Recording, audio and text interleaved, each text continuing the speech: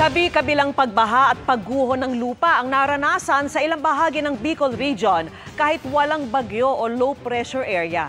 Nakatutok si Oscar Oida. Tuluyan ang nilamon ng baha ang spillway sa Sangay Camarines Sur kasunod ng malalakas na buhos ng ulan. Sa lawak at taas ng tubig, ipinagbawal na ang pagdaan ng mga residente at anumang sasakyan. Sa bayan ng Balatan, gumuho ang lupa at bumigay ang bahagi ng highway. Kung magpatuloy ang mga pag-ulan, pinangangambahang mapinsala rin ang ibang bahagi ng kalsada dahil sa paglambot ng lupa. Umapaw rin ang tubig sa spillway sa bahaging ito ng Sorsogon. May ilang nakatawid pa, pero unti-unti nang lumakas ang agos ng tubig. Sa Albay, kabi-kabila ang mga pagbaha kaya nagmistulang ilog na ang mga kalsada.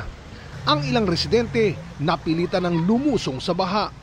Dahil sa masamang panahon, kinansila ngayong araw ang mga klase sa ilang bahagi ng Bicol Region.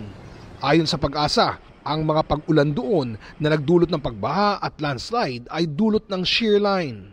Nabubuo yan sa pagsasalubong ng malamig na amihan at mainit na hangin o easterlies. Dala ng shear line ang makakapal na ulap na nagdudulot ng maulang panahon. Posibleng magpatuloy ang epekto nito sa Southern Luzon at Bicol Region hanggang bukas. Para sa GMA Integrated News, Oscar Oida, nakatutok, 24 oras.